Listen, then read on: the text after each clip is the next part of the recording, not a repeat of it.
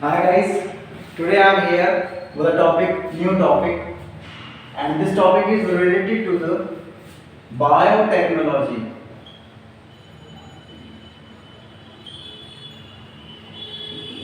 Biotechnology यानी जैव तकनीकी।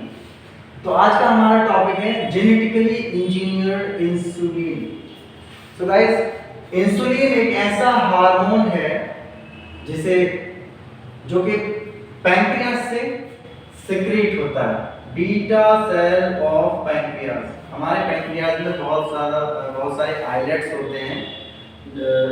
उन आइलेट्स में बीटा सेल्स होती हैं और बीटा सेल का काम होता है इंसुलिन नाम के एक एनाबॉलिक हार्मोन को रिप्रोड्यूस करना, मतलब प्रोड्यूस करना, बनाना। ठीक है।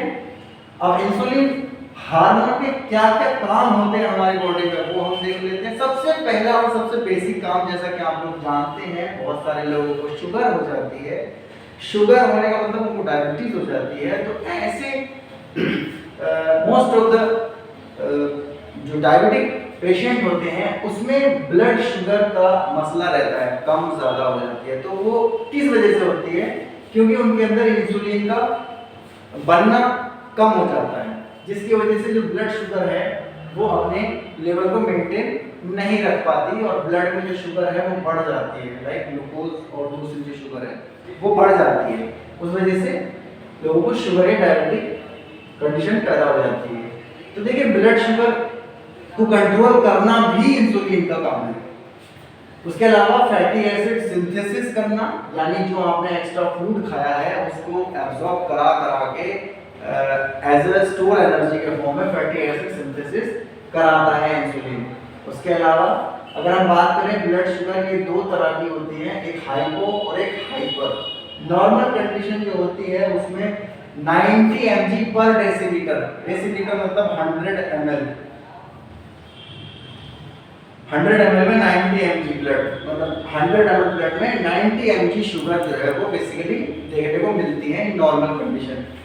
ठीक है। अगर इससे कम हो जाती है तो कहेंगे हाइपो कंडीशन, यानी हाइपोग्लाइसीमिया।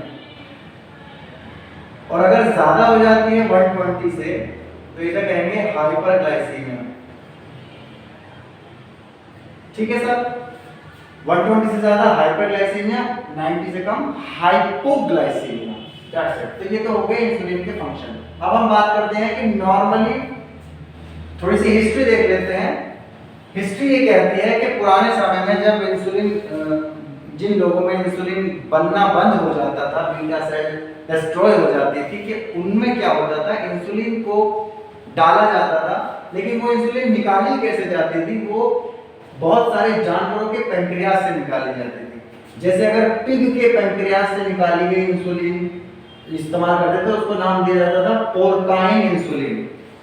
दूसरा, बहुत सारे कैटल्स हैं जो मीट फैक्ट्री वगैरह चल रही है, उसमें कैटल्स जो है रोजाना जाते हैं बहुत सारे, तो उनका जो पैंक्रियास है उससे भी जो है इंसुलिन निकाला जाता था। उस इंसुलिन को ऐसे पेशेंट को दिया जाता था जो डायबिटिक पेशेंट होते थे, ताकि उनका शुगर लेवल मेंटेन रहे। लेकिन इसके थे साइड इफेक्ट। साइड इफेक्ट मतलब एलर्जिक रिएक्शंस और इम्यूनोलॉजिकल या इम्यूनोजेनिक रिएक्शन होते थे। क्योंकि आप जानते हैं पोर्टाइन इंसुलिन हो या बोवाइन इंसुलिन, ह्यूमन बॉडी के लिए एक एंटीजन का काम करेगी, और एंटीजन का काम जब ये करेगी तो इम्यून सिस्टम का काम क्या है? एंटीजन को पहचानना और उसके अगेंस्ट रिएक्शन करना। तो इसलिए इसके साइड इफेक्ट थे। अब देख लेते हैं नॉर्मल प्रोडक्शन कैसे होता है।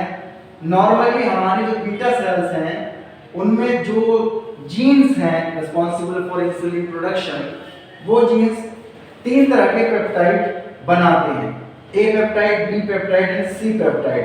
Because insulin is a anabolic hormone और इसका नेचर कैसा होता है? प्रोटीन।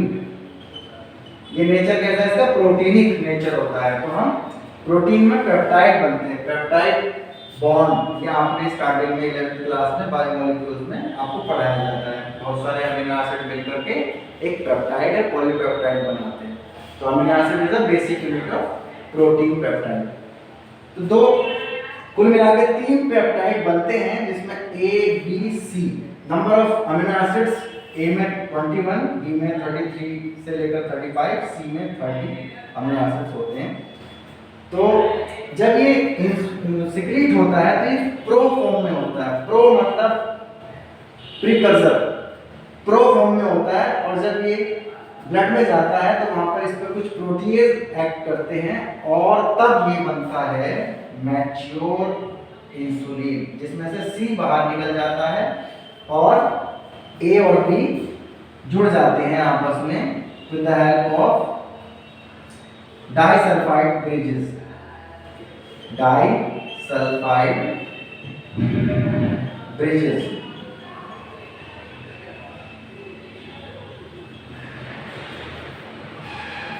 तो ये तो हो गया नॉर्मल प्रोडक्शन कैसे होता है, बट बायोटेक्नोलॉजी की हेल्प से किस तरह से इंसुलिन बनाई जाती है वो हम यहाँ देख लेते हैं। आरडीएनए, रिकॉम्बिनेंट डीएनए टेक्नोलॉजी की मदद से हम इंसुलिन कैसे बनाते हैं, और इस इंसुलिन को हम नाम देते हैं ह्यूम्युलिन, क्योंकि ये इंसानों के जीन्स से ही बनाई जाती है, बट इसका तरीका थोड़ा अलग होता है। देखिए पूरा तरीका क्या है। सबसे पहले हमारे पास एक वेक्टर होना चाहिए, प्लाज्मिड वेक्टर। प्लाज्मिड वेक्टर किस लिए जरूरी होता है? हमारे जीन ऑफ इंटरेस्ट को किसी सिस्टम में पहुंचाने तक तो काम करता है। तो हमने ये ई कोलाई है, ई कोलाई से ले लिया प्लाज्मिड वेक्टर। इसी तरह से हमने ह्यूमन बीटा सेल्स में सीक्वेंसिंग करके ये पता कर लिया कि these genes are responsible for insulin production. ये हम करते हैं, इसमें जेल इलेक्ट्रोफोरेसिस का भी इन्वॉल्वमेंट है, और इसका एक पूरा प्रोसेस है कैसे आइसोलेट किया जाता है इंटरेस्ट के जीन को पूरा। फिर हमने आइसोलेट कर लिया है, आइसोलेट करने के बाद हम क्या करते हैं, अब रेस्ट्रिक्शन एंडोन्यूक्लियस से दोनों को कट कराते हैं, सेम रेस्ट्रिक्शन एंडोन्यूक्लियस से। तो ये ओपन हो जाता है प्लाज्मिड वेक्टर और इसके हो जाते हैं टुकड़े।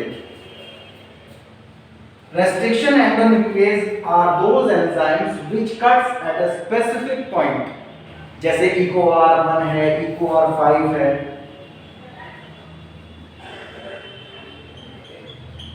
और इन दोनों में ये फर्क है कि ये दोनों जब काटते हैं तो ये तरह तरह के दो अलग अलग तरह के एंड्स बनाते हैं। जैसे EcoR1 जो है वो स्टिकी एंड बनाता है इस तरह का, और EcoR5 जो है वो ब्लंट एंड बनाता है इस तरह का, ब्लंट। खैर ये अलग टॉपिक चला गया, लेकिन हम अपने टॉपिक पर आते हैं। ये पूरा एक टॉपिक है रेस्ट्रिक्शन एंडोन्यूक्लियस का, इस पर भी मैं वीडियो बनाऊंगा। अभी हम आते हैं अपने टॉपिक पे रिवर्स। तो देखिए, हालांकि बेसिकली जो रेस्ट्रिक्शन एंडोन्यूक्लियस है वो पहले आते हैं, चलिए उसकी भी मैं अलग से वीडियो बना दूंगा।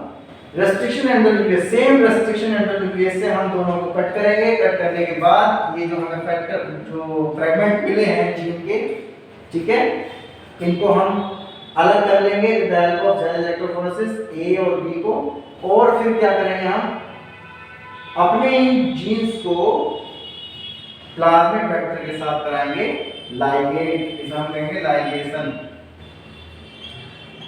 लाइगेट करा दिया। अब हम इस प्लाज्मिड वेक्टर को किसी होस्ट में डालेंगे, ऐसा होस्ट जो इस प्लाज्मिड वेक्टर की मल्टीपल कॉपी बनाए। तो ऐसा पॉसिबल होता है नॉर्मली ई कोलाई में। ई कोलाई 20 मिनट्स में मल्टीप्लाई कर जाती है, तो इस तरह से हमें काफी कम वक्त में multiple copies of our gene मिल सकती है, जिससे बहुत ज्यादा प्रोडक्शन होगा इंसुलिन का। ठीक है, तो इस तरह से ये हमारा होस्ट है ई कोलाई। हमने एक ई कोलाई में डाला इसको, इस ई कोलाई में डाला जिसमें प्लाज्मिड नहीं था, ऐसे ई कोलाई में डाला हमने। फिर हमने इसको किया एक्सप्रेस। एक्सप्रेस का मतलब हमने इस ई कोलाई को कल्चर किया, कल्चर मतलब इसको न्यूट्रिशन दिया, उसको मीडिया दिया ताकि ग्रोथ कर सके। और इस तरह से जब इसकी पॉपुलेशन बढ़ेगी तो फाइनली हमारा ए चैन डी चैन तैयार हो जाएगा, और इस ए चैन डी चैन को फिर जोड़ दिया जाएगा इस तरह से विद द केमिकल रिएक्शंस, तो हमारी इंसुलिन तैयार हो जाएगी। सो आई होप मैं आपको ये समझाने में सफल रहा जेनेटिकली इंजीनियर्ड इंसुलिन कैसे बनाई जाती है। इसके सारे बेसिक्स की मैं वीडियो अलग से बना दूंगा वक्त रहते, ताकि आपको ये सब समझ में आ जाए रेस्ट्रिक्शन एंडोन्यूक्लियस क्या होता है, जीन को कैसे पता करते हैं, कैसे सेपरेट करते हैं, इसको कैसे निकालते हैं, कैसे ये इसमें होस्ट में जो है इसको डालते हैं, ये सब चीज़ें आपको पता चल जाएंगी। खैर, thanks for watching my video.